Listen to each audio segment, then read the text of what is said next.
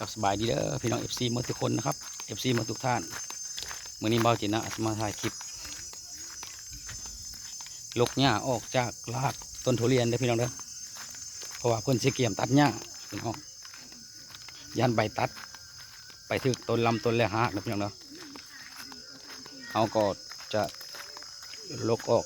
ให้มันออกจากห่างจากต้นประมาณนิดนึงพี่น้องเพราะว่ามื้อนี้บ่ได้เก็บมากมาคุดพี่น้องเก็บวันเว้นวันตอนนี้สนุกกำลังเก็บสนุกกำลังลกท่าอยู่หน้ากระดำแห้งแล้วพี่น้อง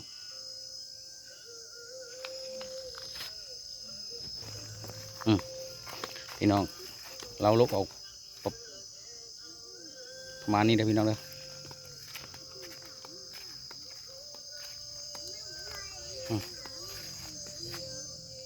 ลกออกต้นนั้นกัน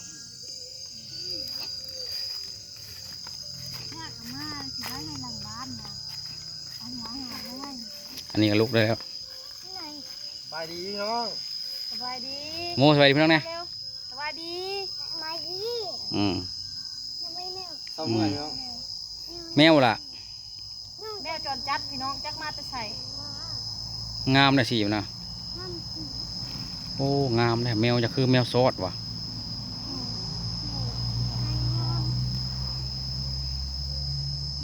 เอาไปเลี้ยงเลยฮะโมมันขูดลูกไหนปลามันลูกปลามันอิ่มแล้วมันจะไปละจ้อยแห้งงามเลยแมวเนี่ยปลามันลูกปลางามสีงามเลยเอาน้ำมาเลยพอแมวนั่นหากินเองดอกน้จนจัดพี่น้องไปเอาไปลูกไปเอาน้ำมาให้มันกินไหมบ่ใช่พ่อลูกไปรถลูกฮะใช้ต่อเป็ดแท้ลูกแม่ลูกเอาไปเอาน้ำใส่พ่อคนไปเอาน้ำพี่น้องอยากน้ำนะทำเดี๋ยวกับใช้จะของเนาะเดี๋ยวมันลูกจะต้องมันเพื่อไอ้ฮะแมวบ่มีเจ้าของเด้อพี่น้องเด้อเพิ่นมาอยู่ในสวนนี่แหละสีงามเลยจะคือแมวซอดไปฮะเนาะ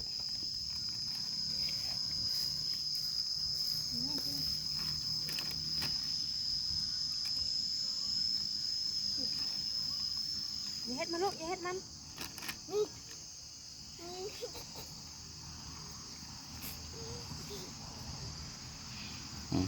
หิวเลยอยากกินโอ้งามแมวเนาะตาจะคือตาลูกซอดไปนะ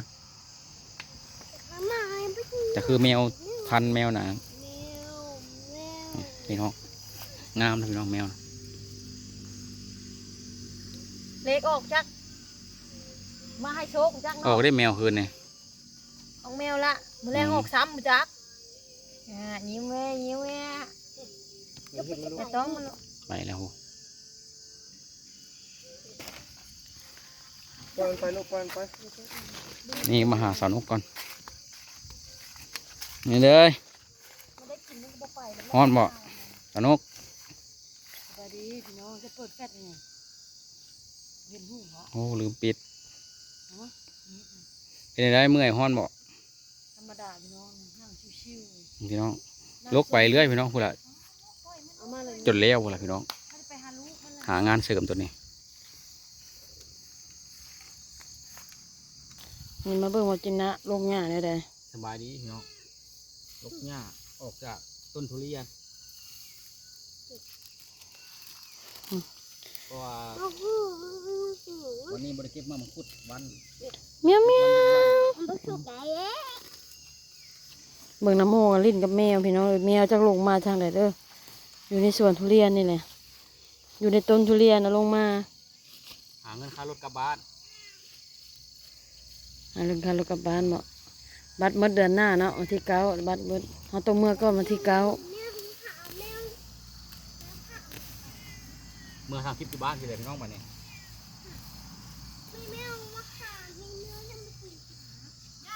ฝากกดไลค์กดแชร์กดติดตามไม่ได้พี่เด้อพี่น้องเด้อใกล้สิผ่านแล้ว มันไม่ละไปมันละ ใกล้จะผ่านกดแล้วล่ะ อืมปล่อยมันละมันไปหาลูกมันละ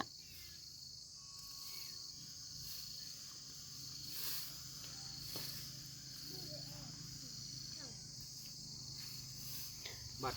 เวลาเขาตัดหญ้าเขาตัดอ้อมตอนนี้พี่น้องมวยใบมันถือต้นฮะ อันนี้ฮะอยู่ใส่สวนทุเรียนเนาะสวนทุเรียนนะพี่น้องเด้อคอยลูกหญ้าออกตามตีนโคนมันนะพี่น้องเนาะขนำนี่ขนำอยู่นี่ก็จะเป็นสวนทุเรียนเด้อพี่น้องเด้อปังตึกมาเก็บมังคุดแต่ได้ไม่เห็นงานสวน เพราะว่ามังคุดเก็บไปแล้ววานนี่นะพี่น้องเนาะบ่ามือเก็บเพราะว่าเก็บมืออะไรยะมันบ่มีนะพี่น้องแบบบ่ามือนึงอะไรมือต่อมาก็เก็บแบบนี้มือใดเฮาบ่ได้เก็บมังคุดเฮาก็มาเสียหญ้าเป็นรายวันเนาะมาเฮ็ดน้ำน้องนี่นะมาเฮ็ดน้ำบ่อมิ่นเด้อพี่น้องเด้อเพิ่นดึงมาอยู่สวนน้ำเพิ่นว่ามาบ่มาเมาเก็บมังคุดเพิ่นว่าเฒ่าแก่ให้ตอนนั้นเท่านี้ก็เลยว่าไปกับไปว่าซั่นพี่น้องพากันมากับเบาจินนะมาแล้วมื้อใดบ่ได้เก็บมังคุดแล้วเพิ่นก็ให้หาเวียกให้เฮ็ดพี่น้องให้มีรายได้ว่าสิซะเพิ่นก็ดีเฒ่าแก่เนาะให้เป็นวันงานไปเพิ่นให้วัน300 2 คนก็600พอได้ค่ารถค่าล่างเมื่อพี่น้องเอ้ยเมียวเมียวเมียวบางลานกับแมวพี่น้องเอ้ยอันนี้ก็ขึ้นไปซอยเสือกเลยพี่น้องเอ้ยขึ้นไปตัดคะแนนซอยเสือกบริตัดคะแนนติซอยเสือกอย่างเดียววันนี้เพิ่นขึ้นไปซอยเสือกเราจะพี่น้องเอ้ยขึ้นไปซอยเสือกออกจากทุเรียนแล้วเขาจะโยงทุเรียนจะมีเสือกไปเสียมาเลยเสียมาเลยเป็นมือกองให้เด้อมือกองทำบัจินะเพิ่นเสียหญ้าออกจากโคนต้นทุเรียน กดไลค์กดแชร์กดติดตามให้เด้อพี่น้องเด้อมาในครึ่งทางแล้วพี่น้องเลยใกล้จะผ่านกดแล้ววันก่อนช่องนี้ก็ได้เงินแล้วพี่น้องเพราะว่ายุบเห็ดประมาณ2 ปีแล้วพี่น้องก็เลย มันล่ะเข้าห่มไว้ล่ะฮ้อนแดดไว้ป้ามันล่ะ เลยตัดลง อายุรถไปอยู่ห่มไปไปเอาห่มเด้อฮ้อนแดดเด้อปล่อยมันมาหาลูกมันเด้อน้ำมูกน้ำแมวพี่น้องเอ้ย น้ำมาไข่เนื้อ ไอหาลูกเนาะปล่อยมันไป น้ำมาไข่เนื้อนี่ นี่เลยครับ ฮ้อนแดดเด้อป้ามันมาหาลูกมันเด้อ น้ำมาไข่เนื้อ ใส่หมวกไอใส่หมวกปะใส่หมวกจ้ะ ขออนุญาตเพื่อนเด้อพี่น้องเด้อโอเคขอ5 คลิปขอเพื่อนแล้วจะ10 นาทีวะเพื่อนบอกว่าถ่ายแล้วถ่ายได้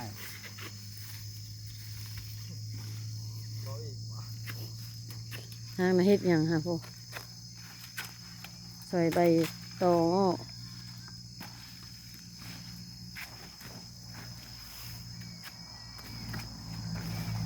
ให้ซอยเสื้อเขามาซอยกิน